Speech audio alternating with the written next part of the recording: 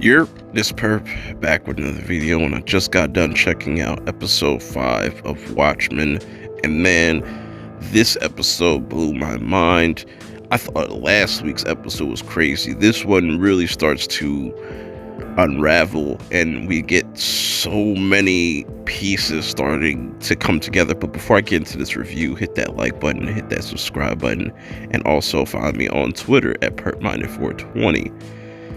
Man, so let's get into this episode because there's a lot to be said about what was going on in this episode overall. So the episode opens up with a young man, which we don't know who it is at first, but then you could kind of just put two and two together, and it's pretty much Looking Glass in his younger back in 1985 and what happened to him on that day. And it seems like he was very religious and, stuck by a code back when he was younger, and he had a certain situation happen to him where he just never works out with him with the ladies, and that shows in this episode.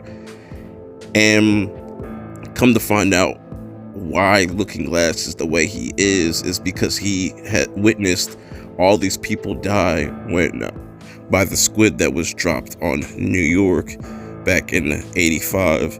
And I really liked how they started this episode.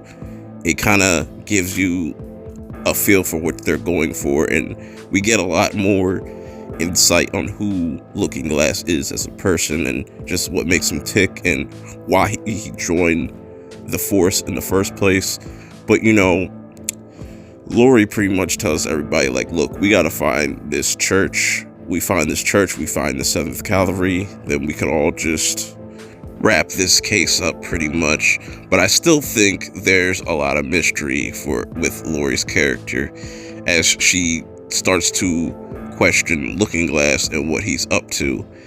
Also, Looking Glass is getting pressure from Angela because Angela wants Looking Glass to figure out what these pills are, and I'll explain that later on in this review. But come to find out that Laurie pretty much bugged his desk and wants to know what are these pills that Angela is talking about. She wants to just get to the bottom of everything. And I really like Laurie as a character because she is very smart and she's able to read characters better than any of these cops. So it will be interesting to see what they do with her character going forward. So come to find out that, like I said, we get a lot of information on Looking Glass. He has these, and why he's so paranoid. He even lives in pretty much a doomsday shelter? Interesting stuff. He goes to meet with his ex-wife to figure out what these pills are, and come to find out these are nostalgia pills, which we'll kind of go into detail a little bit later in this review because this is very interesting, and this is, I think, what's going to start piecing everything together. And so Looking Glass leaves to go to this kind of meeting that he has for people that have seen what happened on that day with the squid killing all these millions of people. It's kind of like an AAU meeting, and like there's this new girl that walks in, very suspicious because she's way too down to earth, and they kind of hit it off when they go to this bar, and just the way she's talking, it kind of hit me because she's talking some real shit. Because we all attach ourselves to movies or TV shows to, make up for trauma that's happened to in our lives and whatnot. I thought that was really deep, but it's very suspicious of how she's acting. He doesn't pick up on it until she leaves the bar and she gets a ride, and he finds out that a piece of lettuce has fallen off the truck, and he instantly puts two and two together, and she ends up being a cavalry member, and he's calling for backup, and he goes by himself to figure out what is she up to. He also stumbles upon the church that or it's pretty much a set that looked like a church, and that's what Laurie was looking for at the beginning of this episode. And like I said in last week's episode, I knew I couldn't trust this dude. Senator Kaine is also a cavalry member, or just a part of this group, and the group is not what you expected. It's not a white supremacist group. That's kind of just a front. Now, see, this is what I mean when people jump the gun and automatically think that they're shitting on a character or nothing. Like, everybody was like, oh, they made Rorschach a racist, blah, blah. No, they have this whole plan out.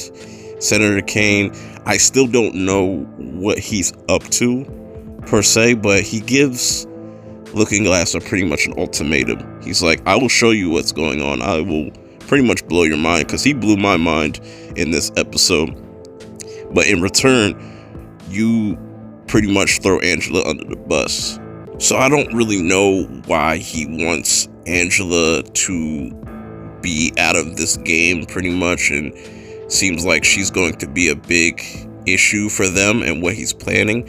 And it seems like something big is going to happen very soon, and he learns the truth about, you know, what Adrian did to New York and what his plans were, and how he pretty much made this event happen so the Minutemen could come together to fight a common cause. And I really so it makes sense why Senator Kaine would make up the 7th Cavalry of these so-called racist white supremacists to create order out of chaos, pretty much.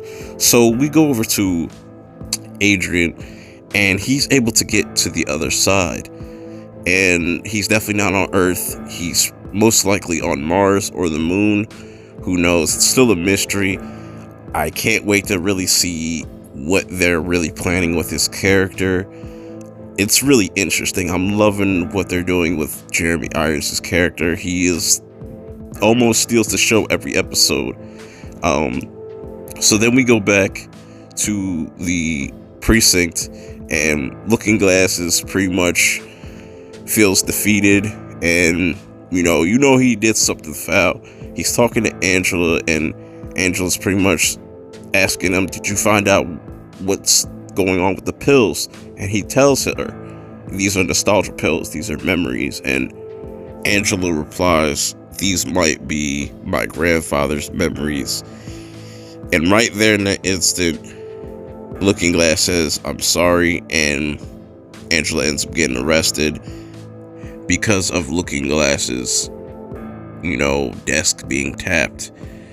But before she gets arrested, she ends up downing all the nostalgia pills, which, based off the previews, we're in for one hell of a trippy ass episode. What do you guys think about this episode? I thought this episode was phenomenal. Episode 4 and 5 are really starting to piece things together, and things are starting to make more sense as the story goes along. But what do you guys think about this episode? Let me know in the comments below. I think this show is a must watch, but until next week, I will check you all later. Peace.